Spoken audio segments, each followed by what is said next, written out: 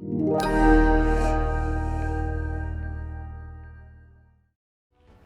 morning.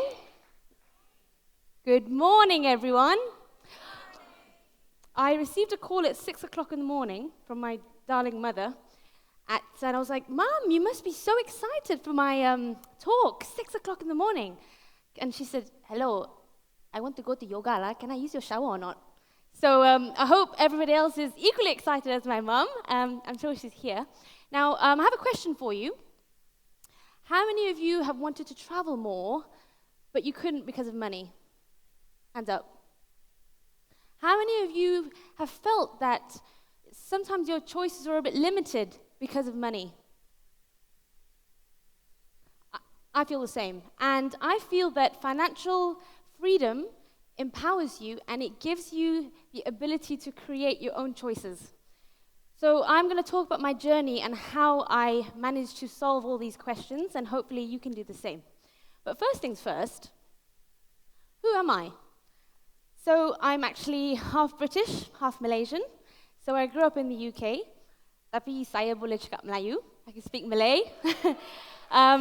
It's really funny because when people hear me say la, they say, hey, you speak Malay ah? And I get really nervous, and suddenly I become like, hang jebat, hang tua, saya boleh cakap Melayu, I become very nervous.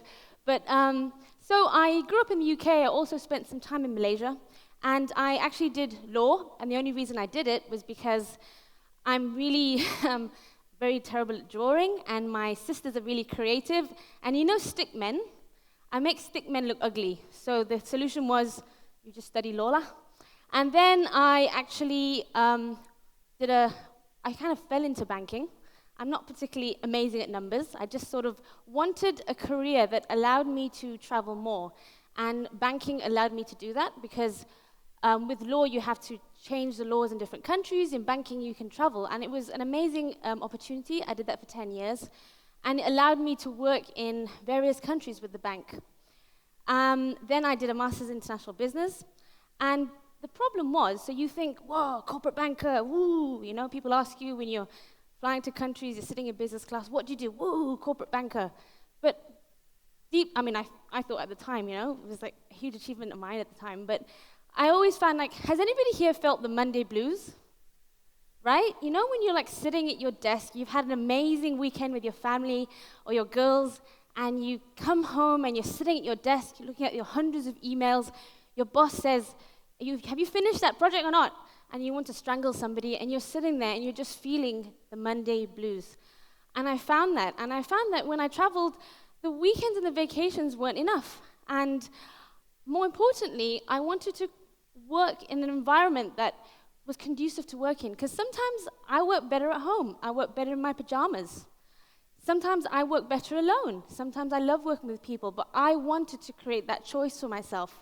And more importantly, so I sat down. So that's me at the bank. I've got this ridiculous hat on because I was in New Zealand, and clearly I'm the only one that's wearing it because they were playing a practical joke on me. And they said, you have to wear this earthquake protection helmet. So I just wore it and took a picture. And that's me, and I remember looking out the window, and these people were sunbathing, and they're probably unemployed, actually, now I think about it. But I sat there and I thought, with all my, I studied hard, I work hard, surely there's one thing I could do. What's my dream? And I said, I want to work anywhere in the world. I want to be able to go to Barcelona on my lunch breaks, sunbathe and make my toes tanned. I want to have those, acai balls? I want to have fresh veg and eat at a beach and drink coconut. I want to go to Chiang Mai, and I want to work at a cafe. And fortunately, these are all pictures that I've taken, and I've managed to achieve that. But the one question I had when I began was, how do I do it? Right? How do you do it? And I looked around, and you know that lizard? Does anybody know, you have a lizard on the wall, and then you look at the lizard, and it's like, that was me, the chichat, stuck like that. And everybody that I asked that was doing this was really kind of coders, developers, and I remember I was in Chiang Mai, and I was like, hey, what do you do? I'm like an IT developer. I'm like a coder, and I felt like I couldn't relate to them. I'm not particularly great at IT, and I felt that I couldn't relate to them. And I was like, what am I? How am I going to make the transition? I was scared. You hear about these scams, about how you work online and then you lose your money. And I didn't want to just invest in something. I wanted to make money out of my efforts. And I had all these questions. I said, what about tax? What about I don't want to sleep at a bus stop. What about my pension? What about my healthcare? And most importantly, I don't have the time. So I have all these questions in my head, and to be honest, I just didn't know where to start or what to do. So I have one bit of advice for you. Whenever you're doubtful about something, when in doubt, save. You don't know what that decision is going to be, but save. Because whatever decision you're going to make, you're going to need money. Money buys you time to help you through the decision. And I'll talk about it more in my workshop. Money will help you upskill yourself. I'm not saying that you have to save a lot of money, but you have to save some. So I just saved. I remember I sold some of my clothes on Facebook. I cooked a lot, and I reduced my costs, and I was able to save a bit of money. And then what I did was, I would advise, don't quit your main job, and this is the best bit of advice my mum gave me, and she transitioned from her accounting job to running her own business, and she said, listen, don't quit your job. Start a side hustle. That's too big of a risk. If you just quit your job and leave everything, you're putting too much pressure on yourself. You've got bills to pay. So I did more. I started a side hustle, and what I did was I Googled. No one else was doing this, and to be honest, my best friend was Google. I Googled and I looked up jobs online, and what I did was I discovered that people will pay you to edit. So I basically would edit people's CVs, and initially I didn't charge anything. I got my friends' CVs and I edited them, and I used that as samples for my portfolio. And then I got an advert, and I stuck it in some universities and was like, professional editor. And then people started paying me for my editing services. And then I discovered the world of online teaching. Now, you'll be surprised to know that people will pay you good money, regardless if you're a native speaker or non-native speaker, to teach them English. So back in the day, I had a student called Igor, and another one called Vladimir from Russia.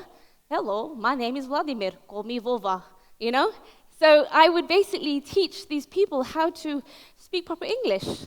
And you guys can all do the same because you all speak English, and they pay you quite well. So then, what am I doing there? I think I'm in New Zealand.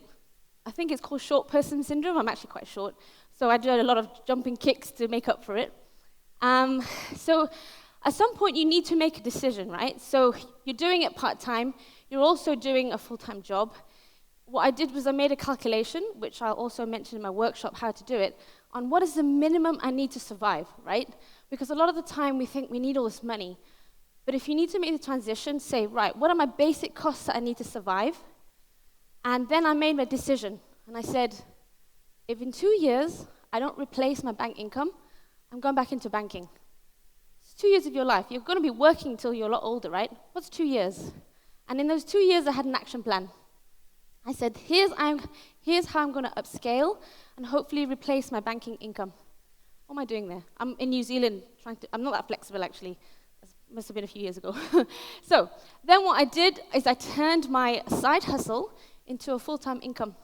And most importantly, I started treating myself like a business, And what I mean by that is, often when you're starting, you do this, you think, I don't want to spend too much money, my hard-earned money. If you see your brain as an investment and you invest in your brain is going to make you money. And I invested in my brain, not a lot of money. I'll share the courses that I took later on, but in the workshop. But I invested in certain courses that would help upskill me. And because I had more free time, I was able to create more money. And then suddenly I discovered, I remember when I write, my heart beats really fast. I love writing. And I thought, I did a course on freelance writing, and I got into travel and finance writing because my background's finance, I travel. And then I found that more and more people that I was teaching, there were more and more adults would hire me for my services. A lot of them would start asking me for advice on interviewing, presentation skills. These are all things I learned from my corporate jobs. So your skills are relevant to any job you go in the future. And then one day, one of my clients was talking about how he was a bit stressed because he wanted to extend his credit terms at the bank. And I said, well, why don't you do this? And suddenly, more and more clients started asking for my advice on business. So I advise on career, business, and finally, how to transition into a remote working lifestyle. And the important thing here is I found a niche. I didn't find it immediately. It's a journey. You find a niche, you become an authority. And suddenly you can raise your rates, right? So, what am I doing there? I'm in Croatia. Okay, so I'm working from Croatia. And I'm working from Bosnia on a shoe rack there, okay? Your clients sometimes don't know where you are. You're sitting there looking professional. You could have your shorts on, but you're working. So I'm sitting on a shoe rack in Bosnia. So working and traveling, right? So I've lived and worked in New Zealand, Ireland. Ireland rained a lot. I didn't like it. I moved to Spain. Out of 365 days, I think it rained 360 days. So I was like, I can't do this. So I moved to Spain. And maybe I might move to Portugal. I heard Brunei has amazing beach. And maybe after, who knows? As long as I have Wi-Fi, a table, and earplugs, I can work and earn my own income. Now, I like to travel slowly. And it's an important thing to bear in mind here is people think traveling and working is, wow, you're traveling, wow, you're taking a picture, Instagram, you know, but actually you need to work. So what you do is you can travel after you finish work at 5 o'clock or between, or you finish earlier, or you work really hard and then in the weekends you're in a different country, you can travel, okay? Now, the important thing that I learned here was also traveling takes a lot of money. So something to bear in mind when you travel, it costs money, you're making money, so kind of weighs up. And it also takes up energy. Traveling is very tiring, so if you have to work, you need to kind of sit down for a couple of weeks if you can, okay? So, now, I want to share some lessons which I wish someone told me when I was starting out. Now, I remember the time, you know, I had banking for 10 years. There were many times when I wanted to just leave, and I was scared, you know? I didn't want to take the risk, and to be honest, there's never going to be a right time. You know, you're always going to want to save for a house. You're always there's going to be so many things which will give you a reason why you shouldn't do it. And my advice is don't quit your job, just start. Start a side hustle. Start to find a way to make a bit extra income on the side. Another thing is finances. There's going to be times when you're going to have to feel uncomfortable and learn to make decisions about your financial decisions, okay? You know, if I want to invest in a course, I can't go on a big, huge shopping spree for nice shoes. So make that calculated decision and say, okay, I'll do the course. If I make X amount in 3 months, I will reward myself with an amazing pair of shoes. So it's learning that sometimes you're going to have to feel uncomfortable, okay? And just accept that and realize it's worth it. Here's a big thing. When I spoke to some freelancers, they're like, yeah, you don't undersell yourself, girl. You got to make sure they pay you what you're worth. And the truth is, when you're starting, you don't have that experience. And it's okay to command a lower rate, but only at the beginning. As you gain more experience, there's no shame in that. There's no shame. I mean, I started by editing people's CVs for free, right? I got 5 samples, boom, I have a portfolio. It's okay to start at a lower rate, and it allows you to get experience. Another thing is your skills are more relevant than you think. Because I remember when in banking, I was like, I'm not good at IT. What can I do, right? All my experience in the corporate world has been so invaluable for my work now. So every single one of you, you have valuable skills which is going to help you transition in your next role online if you want that. Okay, what am I doing there? Barcelona. So I climbed up on my lunch break in Barcelona and just sat there and looked at the world. So a big thing here that I've realized actually, when you work online and when you work remotely, it can be lonely. You know, sometimes you have a bad day and you say to your colleague, like, I feel fat. Am I fat? And your colleague's like, girl, no, you are fine. Don't worry. I have no colleagues to tell me I'm amazing. I have to tell myself. And it's scary sometimes and lonely. And you have to learn to be your own cheerleader. And I want to share a story here. There was once, more than once actually, I remember I woke up and I was feeling really down. I'm feeling lonely and scared. And have I made the right decision? And sometimes we say mean things to ourselves which we wouldn't dream of telling our friends. I remember saying to myself, you are a failure. You're never going to make it. You made a terrible decision. Who do you think you are? Has anybody else been horrible to themselves? I think sometimes we're really tough on ourselves. Look at all your friends. They're all doing this. Who do you think you are? And I remember feeling so down and so unworthy. And normally when that happens, I'm fortunate enough to have amazing mum if you're here, hello, mother and sisters. And I normally I reach out to them. But that day I said, you're going to have to tackle this by yourself. And I wrote a list. And this is so important because you need to make yourself your home. You can't expect other people to make you feel good. If they do, that's amazing. But you have that responsibility to look after you. You have to tell yourself, you can do it. You're amazing. Why can't you do this? And so I made a list and I said, Aisha, you are hardworking. You have a good education. People don't throw rocks at you, so you must be okay looking. I want to help people. I really want people to do what I'm doing if it helps them. Back in the day, I had a great butt, not anymore, Bulat, My family loved me, and, I had to big myself up, and this is so important because, you can't expect other people to always be there for you. You need to be there for yourself, okay? Now, here's a big thing. A big obstacle I hear is, I have no time. How many of you use Instagram? How many of you watch Netflix? How many of you use Facebook? If you have time to upload on Instagram, go on Netflix and chill, and if you have time to go on Facebook, you can create time to make a difference in your life, and it's about choices. This is some pictures of me. I climbed up to Everest Base Camp, and in that backpack, I had to make a choice between makeup and my little laptop. I was going to put a picture of me with no makeup, but I thought, I can't. The tech guys looked a bit worried. They're like, no need lah, okay? I must have looked terrible. But basically, when I hiked for 8 hours a day, and while everybody else was relaxing and chilling out, I was sitting there editing the thesis of a student. And I remember telling myself, if I can edit this thesis, climbing up to Everest Base Camp, I can make it in the online world. I can do this. So my point is, it's totally possible. Okay, so I got to Everest Base Camp, and then I came down, and I got some Wi-Fi, and I submitted that thesis, and I got paid. So if I can do that, you guys can do it. Another big advice is, when I was making that decision to quit banking, a lot of people said, what are you doing? You're in a great position, you're going to get a promotion, you're being paid amazing money. What's wrong with you? You can buy a house soon, you can buy 2-3 houses soon. What is wrong with you? You've worked hard to get where you are. And I was scared. And the biggest advice I got was from my friend, Kelsey. She's the one from Radical Step. She's 25, she has 160 dance students, and she works for 6 months of the year teaching dance, and then skis for 6 months of the year. And she's so courageous, and she said, Aisha, take advice on people you want to be. Do you want to be those people who are telling you can't do it? No. So I started listening to people I want to be. I would read, sometimes you see successful people, and you read about their background. I would read about successful women that I wanted to be. I said, if they can do it, I can do it. And one of my biggest inspiration is actually this lady called Rashida. She's actually Malaysian, born and bred. She's set up an e-commerce company called Modestrove, launched it in the London market. And she's hugely successful.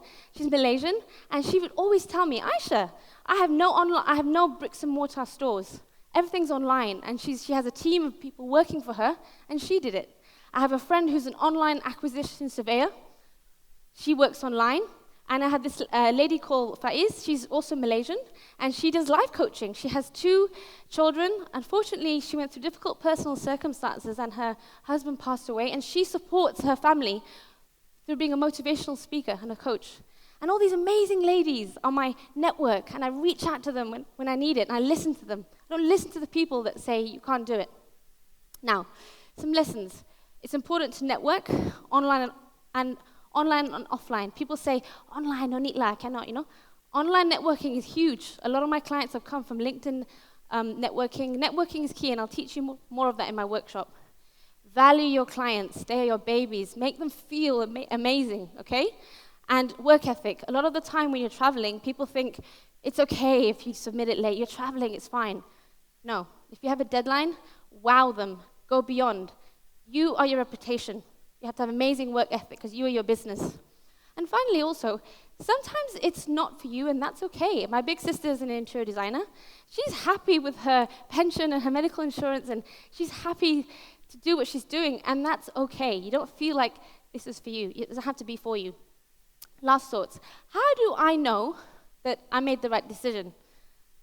And to be honest, the truth is, I love Mondays. Like on Sunday night, my heart beats really fast. I'm like, I can't wait for Monday. I can't wait to work on this, and I can't wait to do that. And that for me is a huge privilege, because I used to always have the Monday blues. Now I want to end my presentation with, instead of saying, why can't I do this? I have no time. I want to ask yourself, with all your education, with all your experience, with all you investing your time and money to come to Zafigo, with all your determination, if people like me can do it, and I'm not particularly special, and I did it, and other people can do it, why can't you? Thank you.